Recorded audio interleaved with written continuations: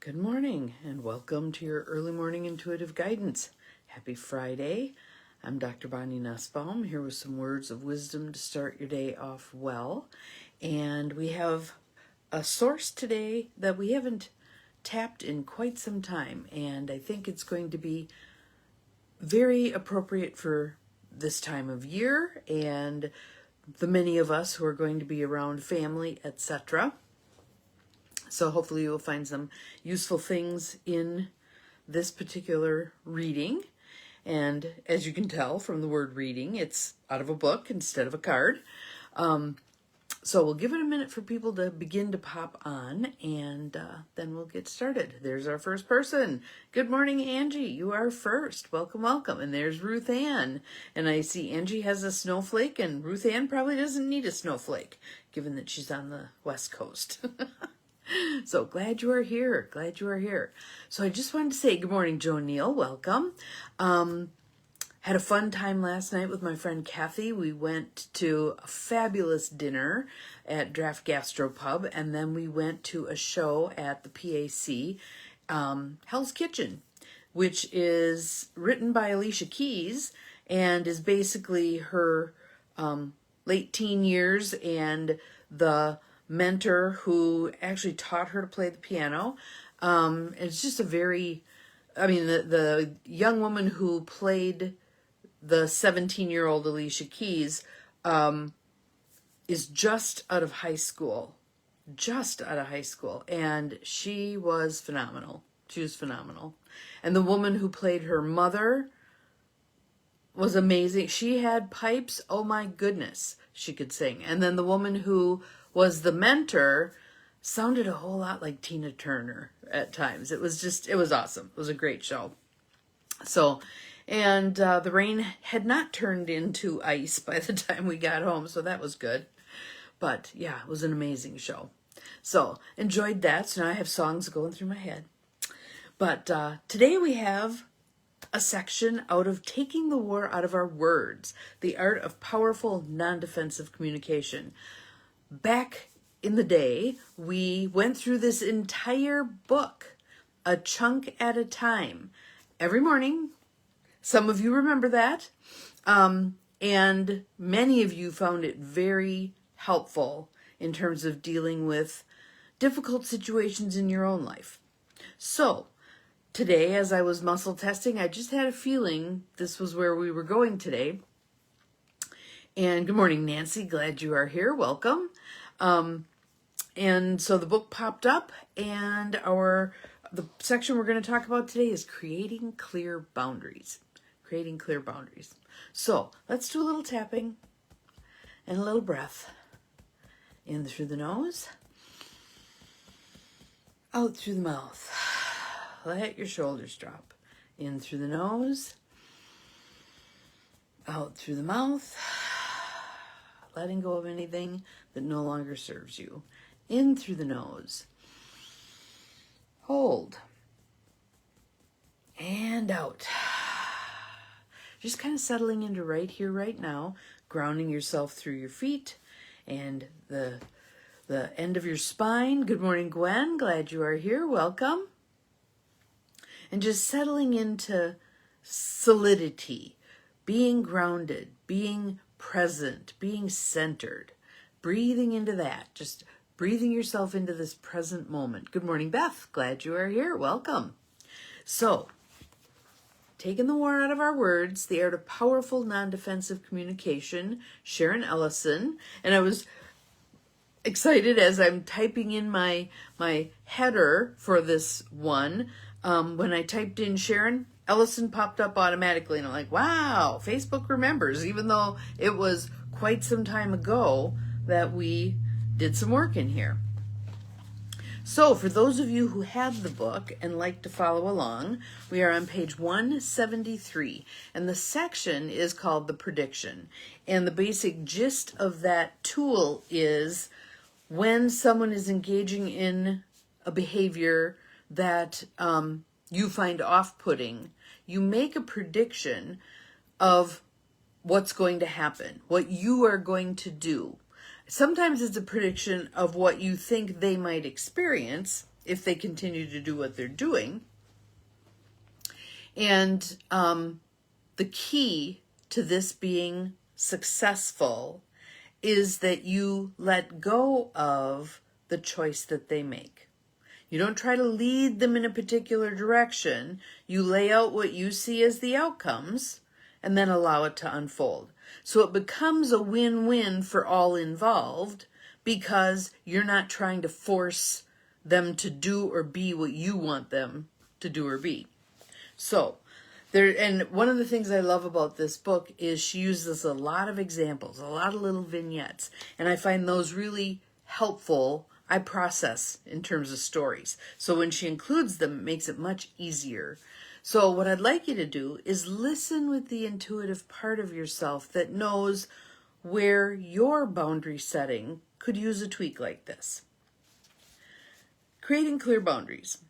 When we predict for another person how we will respond to opposing choices he or she might make, we essentially define our own boundaries.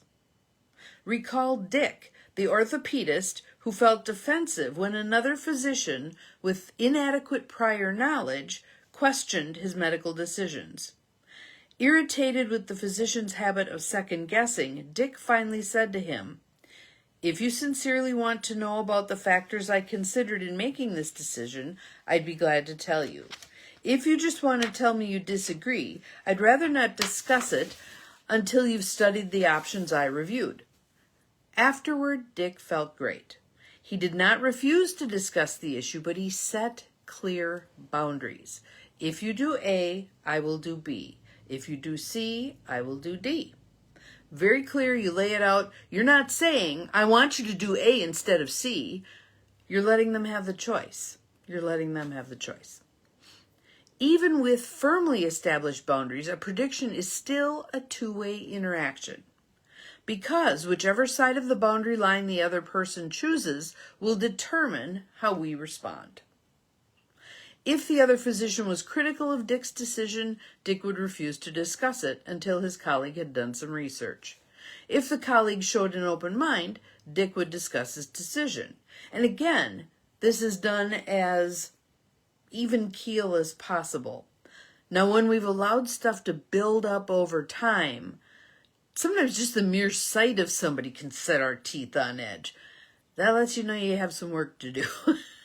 So it's going to take some practice to be able to deliver this in a way that doesn't have the edge, the tone, right? You may need to practice. You may need to say it into your phone and then listen back to it to see if it has the tone. Good morning, Janine. Glad you are here. We are doing boundary setting today. Establishing boundaries in this way is often referred to as limit setting, especially when used by parents with their children. What Dick did in setting a limit with a critical colleague is more unusual. Many of us resist setting limits with other adults. We think people should know how to cooperate by the time they are grown up.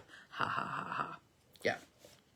I believe this assumption is unfortunate because limit setting is an effective way to create boundaries necessary to any healthy personal or professional relationship. So begin to be thinking about some of the places where you allow people to cross your boundaries. Let's say it's someone who likes making a joke at your expense and you're just kind of like, oh, I'll just go along to get along. Ha ha ha. There may come a point where you need to say, if you continue to make jokes at my expense, I'm going to walk away. If you decide not to engage in that behavior, I'll hang around. Flat out. They get to decide. They may do the, oh, can't you take a joke thing. You don't have to be gaslit like that. That's not, I didn't mean it. No big deal, blah, blah. You just speak your truth. So the next section here is called separation. And that word has a lot of connotations to it. And I think, especially since we're working so much on becoming united, we're working so much on realizing we are the one, capital O. There really is no separation. But maybe every time you hear the word separation here, think detaching. Think creating a little bit of distance so you can get a look at something. Think stepping into your curious observer, okay? When we use a non-defensive prediction to establish our boundaries, we simultaneously separate ourselves from the other person. We become less enmeshed, rather than allowing the other person's actions to dominate what we experience. Think of the puppet on the string. If the person does A and we automatically do B, we're being controlled, and we're allowing ourselves to be controlled. If, on the other hand, we do take that step back that creates some space so we can get a look at this thing, whoops, I'm having a reaction, hold please, and we back up, we're not participating in being the puppet anymore. We're not appointing someone else our puppeteer. Okay? We also respect that person's right to make independent decisions. Being comfortable with this level of separation may be hard because it requires that we consciously recognize and accept that we may not get precisely what we want. If you tell your partner that you will drive your own car to social events if he isn't ready on time, he may continue to be chronically late. Although driving your own car will resolve your stress about arriving late, the solution will not feel totally satisfactory if you strongly prefer to drive together. But again, it's being honest with yourself about that, okay? So there's other examples that are coming up here that I think will be helpful in terms of spelling this out. On the other hand, we do not necessarily get exactly what we want when we are defensive either. In fact, that usually means we start circling the drain, right? We can tell when the conversation's about to go straight to hell. In fact, probably less so. But we start out with the illusion that we can get it, meaning our way, by trying to control the other person. The most any non-defensive prediction can do is create boundaries that give us the best protection possible without dictating the other person's choices.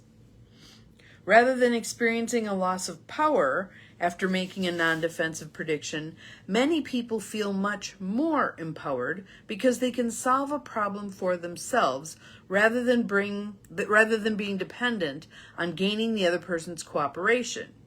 So one of the stories in here was Doug in Virginia, and Doug was getting to the point where he absolutely refused to talk to Virginia because she constantly interrupted him, and he hated that. So Doug knew how to stop conversations with Virginia when she didn't listen to him. Since he no longer fumed as a result of her constant interruptions, his mood improved greatly, as did his blood pressure. So basically what he said is, Virginia, if you interrupt me, I'm going to stop talking. If you allow me to finish what I'm going to say, I will keep talking with you. Flat out. Just, there it is. You decide. Did she continue to trip on herself for a while? Oh, yeah. But when he would then stop talking, she could do the, oh, yeah, sorry. Please continue. And began to adjust her behavior. Again, not that everybody's going to adjust their behavior, but you've already laid out for them what you're going to do should they choose not to adjust their behavior. Now, take a lesson from Parenting 101. Do not put out a prediction that you are not willing to follow through on. If you put that prediction out there, you must be willing to go to the mat with it. So don't do things like with your kid, if you don't get home on time, you're never leaving this house again. Really? Can you enforce that? No. Make it reasonable. If you aren't home by curfew, you won't have the keys for a week. That you can enforce. Okay? When we define our boundaries, we separate ourselves from the other person and create more freedom of choice for both of us. A healthy sense of separation can relieve us from guilt and anger. The relationship is likely to improve even if the other person does not immediately change some offensive or hurtful behavior. So here's another example. Carolyn felt ongoing frustration because her mother, Rose, constantly complained that Carolyn didn't do enough for her. She emotionally spun around in circles of guilt and anger. Finally, along with a conversation in depth with Rose about their relationship, Carolyn made a prediction. If you are dissatisfied with how much I do to help you, I will enjoy our time together less. If you are appreciative, I will enjoy it so much more. I also believe if you appreciate my efforts, you will enjoy our time together more. Carolyn said she felt an enormous weight lift from her shoulders after she made these predictions for her mother. She no longer felt that she constantly had to prove herself. She no longer felt responsible if Rose complained and chose not to appreciate her in that moment. Her prediction gave her a degree of separateness she needed to stay out of a power struggle and guilt. Carolyn began to enjoy the positive moments with her mother, even before Rose made any fundamental changes in her attitude. Setting clear boundaries can eliminate guilt and anger. So there's another piece in here. I don't want to read this next whole section, but accountability. Whenever there's one of these situations, we're really good at pointing the finger at the other person. Here's what they're doing that's the problem. Look at the fingers pointing back. And what am I doing that maintains this problem? I'm allowing it, I'm accepting it, I'm complaining to others about it, I'm not addressing it with the person it needs to be addressed with, yada, yada, yada, yada. You get the drift. So the accountability piece is really important. And this prediction part, let's go back here. Let's do the Carolyn one again. If you are dissatisfied with how much I do to help you, I will enjoy our time together less. She's owning her own reaction there. If you are appreciative, I will enjoy it so much more. Again, owning her own reaction there. We want to own responsibility for our own outcomes with regard to this, right? So there's one more little story I'll share making this particular point, and then we'll call it a day and let you all go off and ponder on this. In professional relationships, people often set aside their own professional expertise in order to follow the old adage, the customer is always right. Don, the owner of a printing company, would acquiesce to his customer's wish if they didn't accept his advice, then would be upset when they didn't like the results. When he subsequently complained that you can't satisfy people, he was not taking responsibility for his part in the problem. Don decided to take more responsibility by making clear predictions for his customers regarding the probable outcomes of their choices. And again, the customers in this case don't know what they don't know. He's the expert on printing and what works and what doesn't. So here's his prediction. If you use too many colors, then based on my experience, this logo will be less crisp and you will not be satisfied with the outcome. If you use fewer colors, it will be more crisp and I think you will be pleased. As a result, they were much less likely to blame him if the results were unsatisfactory, and an increasing number of people responded by taking his advice from the beginning. So, setting clear boundaries. Again, I think the huge piece for us here is tone, how we say this. And sometimes we need to practice ahead of time. We might practice with the mirror, we might practice with our phones, say it into the phone, listen for that edge in your voice, practice. When it happens then in real life, take the pause, take a breath, and then say it. If you continue to make fun of me, I'm going to walk away, and I'm not going to be happy with our relationship.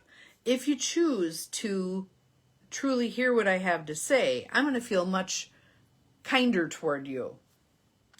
You're not saying, I want you to do this instead of that.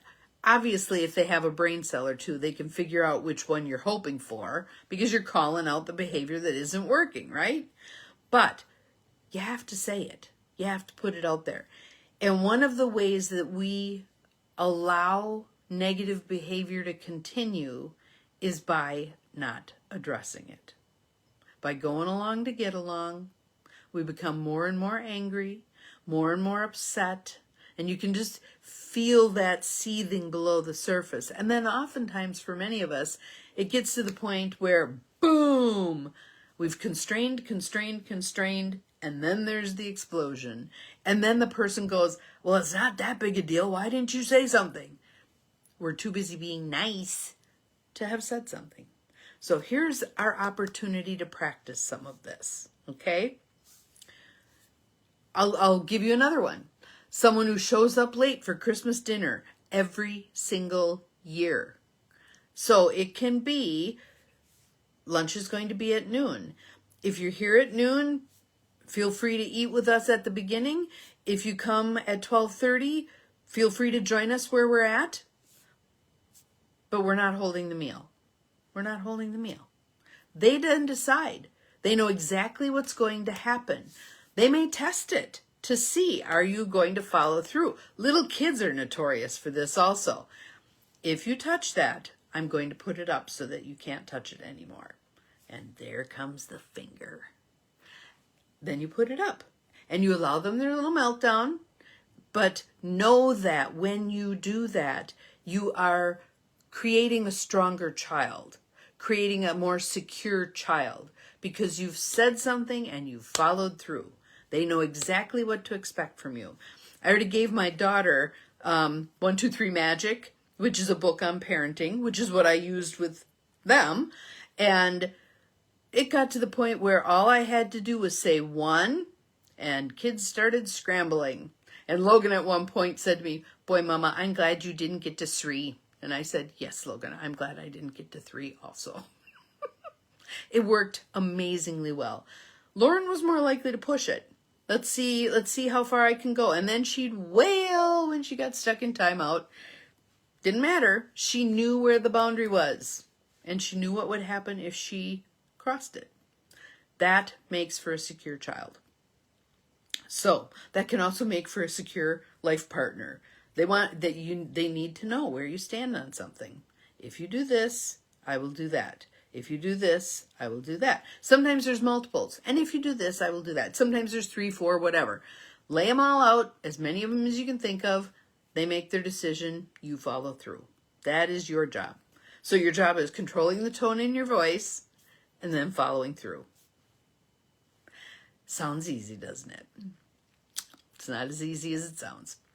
But, so that is our lesson for today, a revisit to boundary setting and prediction, the use of prediction as boundary setting. So if you had some questions about it, put them in the feed. I'll address them when I go back to post this to across my platforms.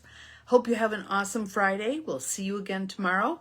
Remember, you're capable of far more than you think you are. Bye-bye.